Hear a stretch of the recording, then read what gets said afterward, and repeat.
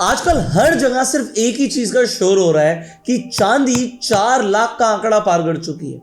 अब कई सारे मेरे ऐसे फ्रेंड्स हैं जो सिल्वर के अंदर प्रॉफिट बुकिंग करने की सोच रहे हैं, क्योंकि यार लाख रुपए से भी कम के प्राइस में ली थी और साल भर भी नहीं हुआ लाख से 4 लाख चली गई। तो लोगों को लग रहा है कि ये टॉप है और यहां पर प्रॉफिट बुकिंग कर लेनी चाहिए। इनफैक्ट कई सारे लोगों को लग रहा है कि ये अगर टॉप है तो यहां पर हम एक डेरिवेटिव्स में पोजीशन ले लेते हैं। लेकिन दोस्तों, क्या आपने कभी ये सोचा है कि यहां पर जो आप टॉप सोच रहे हैं ये आपका एक डर है या फिर एक सर्वाइवल इंस्टिंक्ट है? देखिए, जब कोई मुझसे पूछता है कि क्या मैं सेल कर दूं, तो वो असल में पूछ रहे होते हैं कि क्या ये प्राइस यहां से ड्रॉप होने वाला है, गिरने वाला है। आज हम सिर्फ प्राइस पर बात नहीं करेंगे, हम इंट्रिंसिक वैल्यू और फंडामेंटल स्कैर्सिटी के ऊपर बात करेंगे। क्योंकि देखो, जब भी लोग ये पूछते हैं ना कि यार अब मैं बेच दूं, तो उनके मन में क्या होता है, यार अगर ये टॉप हुआ तो मेरा नुकसान हो गया तो।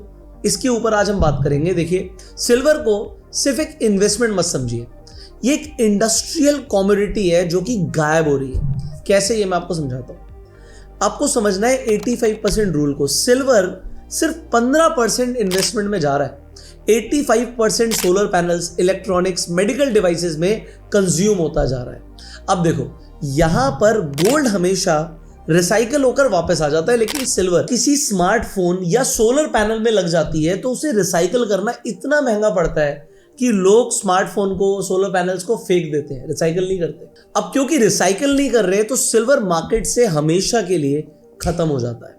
अब आप देखिए, यहां पर एक और रीजन मैं आपको बताता हूं। 2030 तक जो सोलर की डिमांड है वो ट्रिपल होने वाली है। अब इसका मतलब है कि जब रिसाइकल नहीं करते तो मार्केट से सिल्वर हमेशा के लिए खत्म हो जाता है।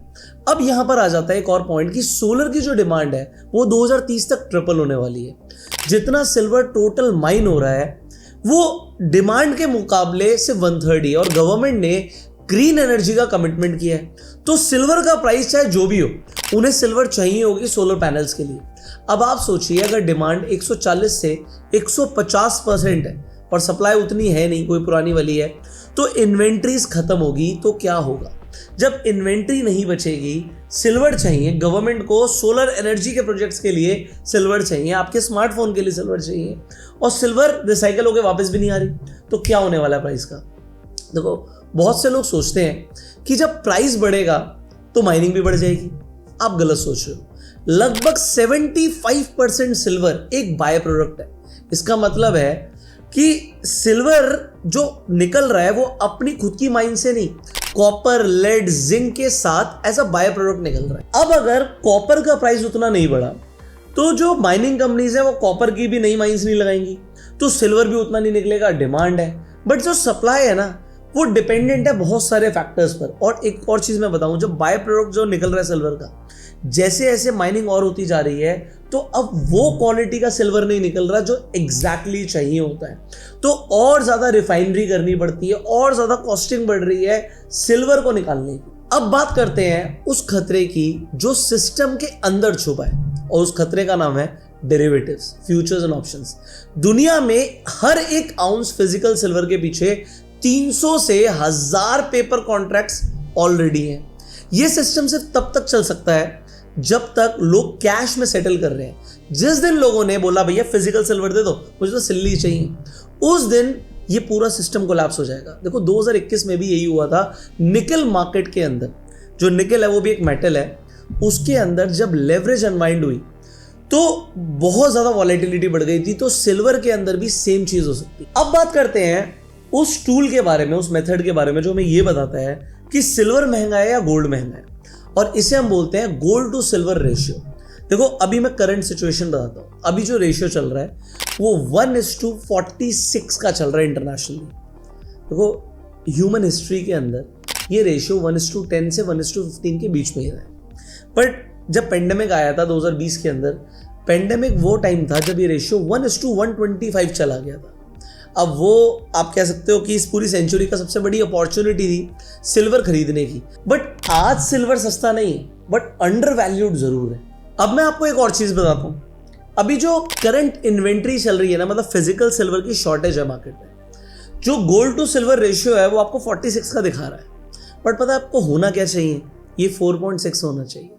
मार्केट सिल्वर को अभी गलत प्राइस पर बता रहा है। देखो, फिजिकल मार्केट में अगर आप ज्वेलर के पास जाओगे तो सिल्वर अवेलेबल नहीं है। टेस्ला को डिलीवरी चाहिए गाड़ियों में लगाने के लिए सिल्वर, उसके लिए सिल्वर की शॉर्टेज है। और जैसे मैंने बताया कि सिल्वर अगर एक बार लग जाता है तो रिसाइकल नहीं हो रहा, तो शॉर्टेज है और ये आपको समझना पड़ेगा। अब बात आती है कि अगर आप सिल्वर को सेल कर दोगे तो पैसा लगाओगे कहाँ पे? पहला ऑप्शन, आप स्टॉक्स में पैसा लगाओगे। आप इंडियन स्टॉक्स की बात करो, मार्केट अभी गिर रही है, रिस्की है। बॉन्ड्स में बात करूं या एफडी में बात करूं तो एफडी में पैसा लगाने से आपको क्या 6-7% मिल जाएगा।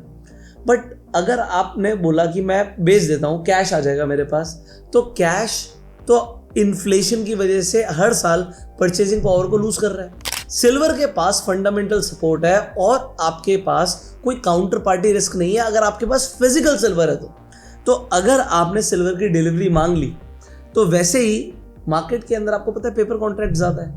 तो इस वक्त जो चल रहा है ना, ये एक ट्रेंड चल रहा है और ट्रेंड के ऑपोजिट में आपको ट्रेड नहीं करना चाहिए। अब बात आती है कि मेरे पर्सनल रूल्स की, कि भाई मैं सिल्वर को कैसे देखता हूं। देखो यहां पर देखिए, अगर आप गोल्ड टू सिल्वर रेशियो को समझना चाहते हैं तो अगर ये 80-90 की वैल्यू है तो आपको समझ आ रहा है कि अगर 80-90 की वैल्यू आ रही है तो सिल्वर अंडर वैल्यूड है। जैसे मैंने बताया आपको कि कोविड के टाइम पे हुआ था कि 1:125 हो गया था। अब इतना ज्यादा जब डिफरेंस आ रहा है, इसका मतलब है कि सिल्वर ड्रास्टिकली सस्ती हो गई है, उसे खरीद लीजिए। बट उसे बेचना कब है? जब ये रेशियो की वैल्यू कम हो। अब जैसे आप देखते हो कि 40-50 की वैल्यू सजेस्ट करती है कि सिल्वर ओवर वैल्यूड है। मैं कहता हूं कम से कम ये रेशियो 1:30 हो जाना चाहिए। अगर ये रेशियो 1:30 हो रहा है, इसका मतलब है कि अब सिल्वर ओवर वैल्यूड हो चुकी है। अब आप स्विचिंग को कंसीडर कर सकते। एक चीज और है कि देखो, सिल्वर ना ज्यादा वॉलेटाइल है, तो जितनी स्पीड से ऊपर जाती है ये नीचे भी आती है, इसमें वॉलेटाइल मूवमेंट्स है। आप स्विच कर सकते हो गोल्ड के ऊपर अगर आपको एक टाइम ऐसा दिखता है कि ये रेशियो 30 के आसपास पहुंच रहा है, क्योंकि गोल्ड कम वॉलेटाइल है, वो बढ़ गया तो ऐसा नहीं है कि एक ही दिन में 20-30% गिर जाएगा। गोल्ड होल्ड कर सकता है। बट गोल्ड के अंदर भी अगर हम देखें तो एक ही दिन में आप देखिए, आज गोल्ड का जो फ्यूचर्स है वो लगभग 6% ऊपर है। इनफैक्ट जो मार्च का अगर आप कॉन्ट्रैक्ट देखोगे, ये 8% ऊपर दिखा रहा है। इतनी स्ट्रॉन्ग रैली, 8%, 6% की रिटर्न लोगों को एफडी में पूरे साल में मिलती है और ये गोल्ड ने एक दिन में दिखा दी। तो अब ये इतनी तेजी से जो ऊपर जा रहा है, देखो इसके अंदर मल्टीपल फैक्टर्स हो सकते हैं। या तो मार्केट के अंदर कुछ बहुत बुरा होने वाला है जो गोल्ड और सिल्वर ने पहले से सेंस कर लिया है, तो थोड़ा सा आप वेट जरूर कर सकते हो, क्योंकि आप गोल्ड सिल्वर से पैसा निकालोगे तो डालोगे कहाँ? ये क्वेश्चन बहुत इंपॉर्टेंट है और इसका आपको आंसर देना है। देखो मेरे लिए गोल्ड और सिल्वर के अंदर इन्वेस्टमेंट करना कोई गेट रिच क्विक स्कीम नहीं है कि बस मैंने गोल्ड सिल्वर में पैसे लगाए थे, अब इतना पैसा हो गया निकाल लूं ना। मुझे कोई फोमो है। क्यों? क्योंकि मैं ये समझ रहा हूं कि जिस तरीके से गोल्ड सिल्वर बढ़ रहा है, ये 1929 जैसा एक डिफ्लेशनरी क्राइसिस हो सकता है और गोल्ड सिल्वर इंश्योरेंस की तरह एक्ट करेगा। अब देखो, सेल करने से पहले आपको अपने आप से 3 सवाल पूछने हैं। सबसे पहला, वाई? क्या आपने स्पेक्यूलेशन के लिए गोल्ड या सिल्वर में इन्वेस्टमेंट किया था या फिर लॉन्ग टर्म के पर्सपेक्टिव से किया था? दूसरा सवाल, अपॉर्चुनिटी कॉस्ट। क्या आपके पास सिल्वर से बेहतर कोई और ऑप्शन है इन्वेस्टमेंट करने के लिए? और तीसरा सवाल, भाई टाइम होराइजन क्या था जब आपने इन्वेस्टमेंट का सोचा? क्या आपको ये पैसा अगले 6 महीने में चाहिए? अगर आंसर है हाँ तो सेल कर दो, और अगर आप सोच रहे हो कि मैं यार 5 साल 10 साल तक वेट कर सकता हूं, तो पेशेंट रहो ना, क्योंकि पेशेंस ही वेल्थ को क्रिएट करता है।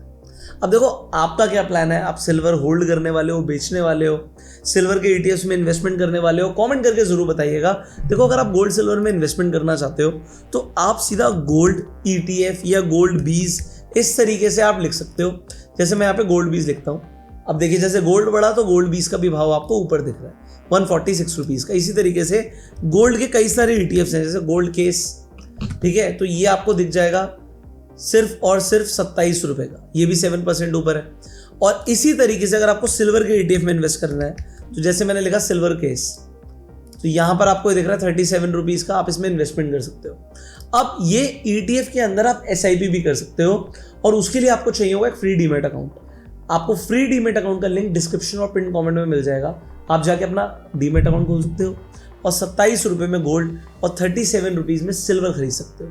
इनफैक्ट आप इसमें SIP कर सकते हो। मान लो आप कहते हो 1000, 2000, 5000 रुपये की मुझे गोल्ड सिल्वर में SIP करनी है, तो आप एक बार जब आपका डीमैट अकाउंट खुल जाएगा, आपको स्क्रीन पर एडिटर दिखाएंगे कि कैसे आप गोल्ड सिल्वर में SIP भी कर सकते हैं। दूसरी चीज़, अगर आपको SIP शुरू करनी है, इनफैक्ट स्टॉक मार्केट में आपको SIP करनी है और आपको हमारी हेल्प की जरूरत है, जो स्क्रीन पर नंबर आ रहा है, इस नंबर पे आप कॉल करके जानकारी ले सकते हो।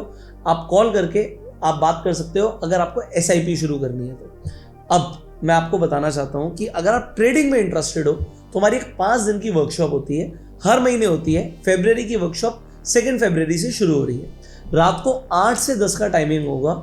अगर आप दिन में 2 घंटे निकाल सकते हो, 5 दिन की वर्कशॉप होगी, तो आप ट्रेडिंग के अंदर, खासकर क्रिप्टो ट्रेडिंग में ऑटोमेशन सीख सकते हो।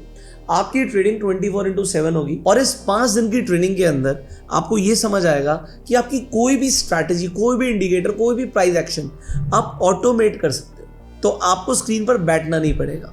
सो अगर आप एनरोल करना चाहते हो 5 दिन की वर्कशॉप के लिए, तो उसके लिए आपको एक रेजर पे का लिंक मिलेगा डिस्क्रिप्शन और पिन कमेंट पे। उस पर क्लिक करके आपको डिटेल भी मिल जाएगी और 500 रुपीज़ चार्जेस होंगे, उसे आप पे कर सकते हो। एक चीज़ मैं आपको बता दूं, अगर आप 5 दिन अटेंड करते हो तो 500 रुपये आपको रिफंड कर दिए जाते हैं बिना किसी क्वेश्चन के। तो आपकी हर दिन अटेंडेंस होगी, अगर आप आए 5 दिन तो 500 रुपीज़ विदाउट एनी क्वेश्चन आपको रिफंड कर दिए जाएंगे। इंपॉर्टेंट है कि अगर आप ये वर्कशॉप अटेंड करते हो तो ये जानना इंपॉर्टेंट है कि ये वर्कशॉप हर महीने होती है, महीने में एक ही बार होती है। तो अगर आप इस वीडियो को बाद में भी कभी देखें तो रेजर पे के लिंक पे क्लिक करके आप चेक कर सकते हो कि नेक्स्ट बैच कब हो रहा है। फाइनली आप इस वीडियो को लाइक करिए। क्या आप गोल्ड और सिल्वर के ETF में इन्वेस्टमेंट करते हैं? अगर हाँ तो कमेंट में यस लिखेगा, नहीं करते तो नो लिखेगा। और आपको क्या लगता है गोल्ड और सिल्वर कहां तक जा सकते हैं? कमेंट करके अपना ओपिनियन जरूर बताइएगा। हम आपसे मिलेंगे अगली वीडियो में। तब तक के लिए इस वीडियो को जरूर शेयर कीजिए, क्योंकि मैंने इस वीडियो में बताने की कोशिश करी है कि क्या क्या फैक्टर्स हैं जिन्हें आपको कंसीडर करना चाहिए before selling your gold and silver. So share this video, subscribe this channel, click on the bell icon. You go self-made and jai hind.